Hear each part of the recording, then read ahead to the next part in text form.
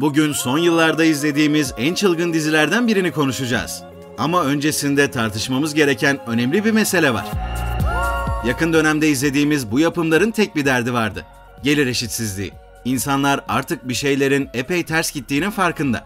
Ve adaletsizliğe karşı duyulan bu öfke doğal olarak popüler kültürde de karşılık buluyor.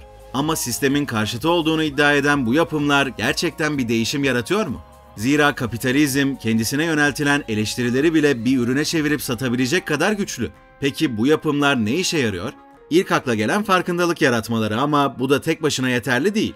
Çünkü bu tarz yapımları izlemenin yarattığı tatmin duygusu da bir o kadar tehlikeli. Zenginlerin bencilliklerini, başına gelen aksilikleri ve onlara karşı sergilenen kahramanlık hikayelerini izlemek, toplumun pasif bir şekilde deşarj olmasını sağlıyor.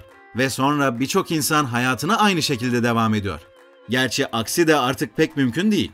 Yine de bu içinden çıkılmaz döngünün arasında sözünü sakınmayan ve sınırları daha da ileri itmeye çalışan sivri bir iş var. HBO dizisi The White Lotus'tan bahsediyoruz.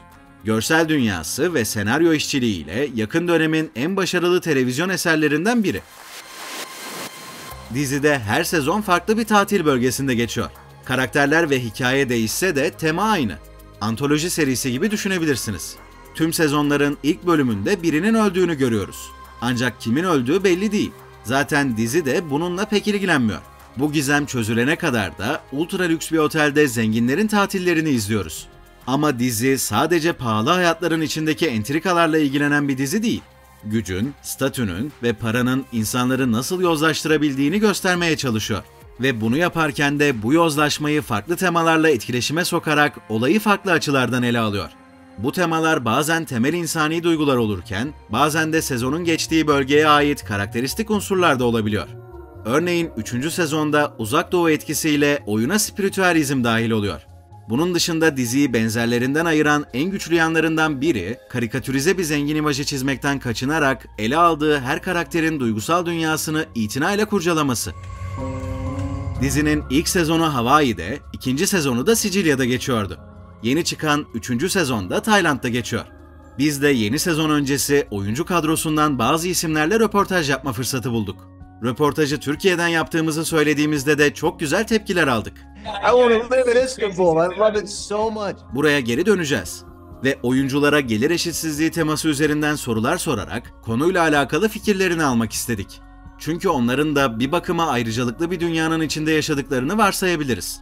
O zaman onlar da bu hikayelerde kendilerine dair bir şeyler buluyor mu, yoksa keşfettikleri farklı şeyler mi var? Cevaplar oldukça ilginç. Eat the Rich stories have been everywhere, like The Menu, Triangle of Sadness, Parasite, and you name it. So, what's your take on this? Why do you think this theme is so popular?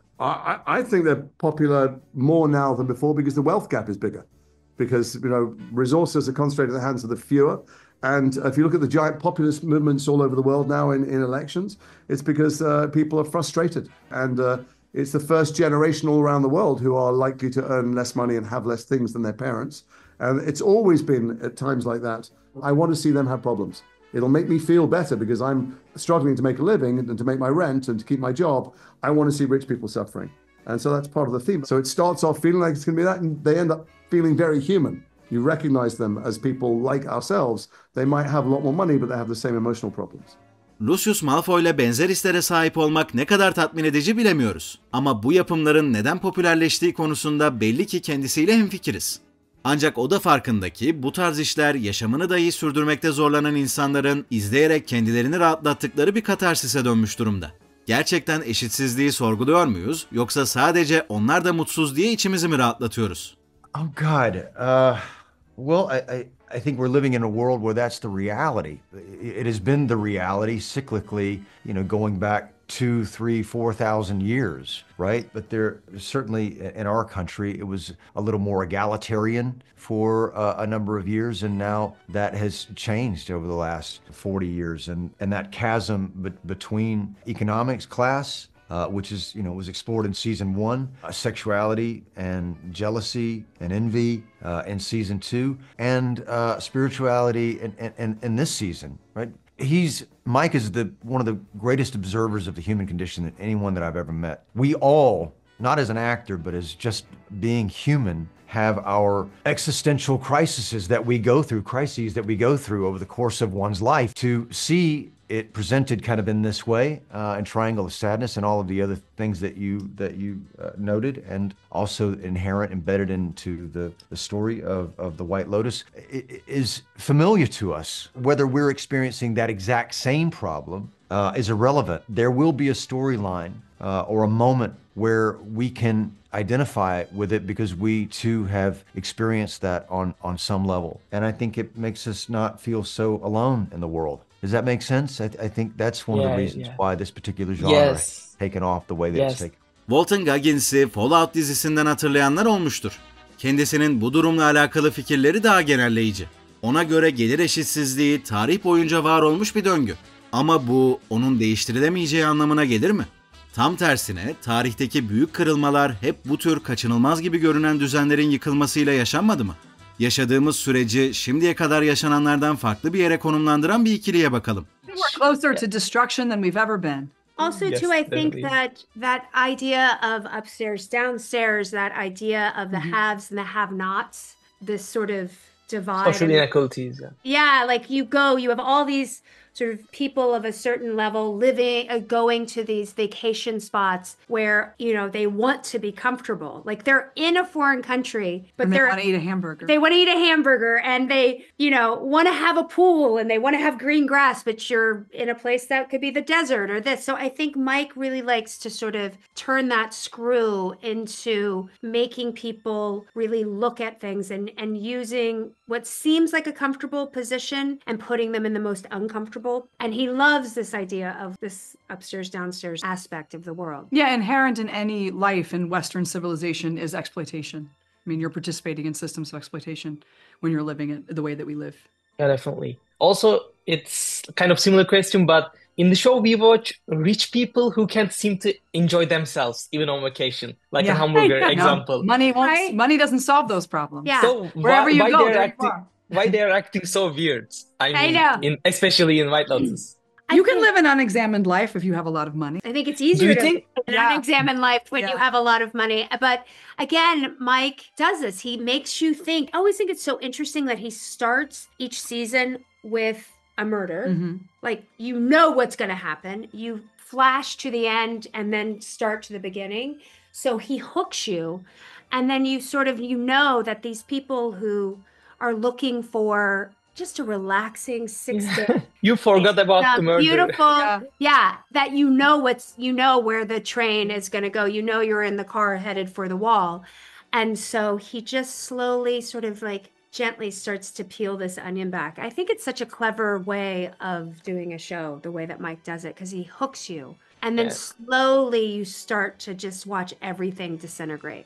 Carrie ve Leslie modern toplumların üzerine kurulduğu en büyük gerçeği söylüyor.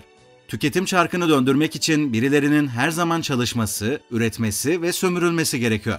Aynı soruya Jason Bey'in hemen yanında oturan Schwarzenegger ailesinin varisi Patrick'in de bir cevabı var. It's such a hilarious thing to kind of investigate about these, different individuals going on vacations and just kind of hearing these, I don't know, first world problems of things that arise of people, caring about the rooms to the types of food or where's my coffee, what's up with the service, but then also kind of showcasing the other side of it of the hotel manager or the staff and kind of just watching all these different worlds collide and what happens when you have these eclectic different types of groups of people mesh together. Bu arada oyuncularla sadece bu konu hakkında konuşmadık.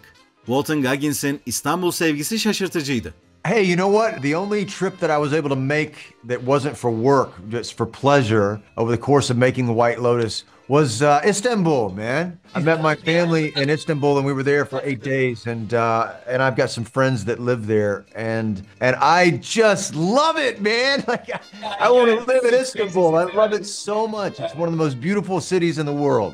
Bundan daha da şaşırtıcısı hem ikinci hem de üçüncü sezonda izlediğimiz Belinda karakterine hayat veren Natasha Rothwell'in Adana serüveni oldu. And a small fact, I lived in Turkey for 2 years when I was very young. Oh, where did you live? At the military base in Incirlik. Adana? Adana, yeah. It's south side. Oh. How was your experience? Turkey. South side, yeah. I was very, very small, but I want to visit again as an adult counts. so I can appreciate it. Yeah, it still counts, exactly. It was 2 years. It's a real Turkish experience, definitely. That's right. I was going to say merhaba when you came on, but I don't know if I said it right. It's been a long time. You can still say merhaba to Turkey. Okay, great. Merhaba Turkey. I'll let them know. Sözümüzde durmuş olduk. The White Lotus röportajlarımızda öne çıkan anlar böyleydi. Diziye şans vermenizi kesinlikle öneriyoruz. Yeni sezonu BluTV üzerinden izleyebileceğinizi de hatırlatalım. Ayrıca gelir eşitsizliğini ele alan Eat the Rich yapımlarıyla alakalı fikirlerinizi de yorumlara bekliyoruz. Daha fazla benzer içerik için abone olmayı ve videoyu beğenmeyi unutmayın.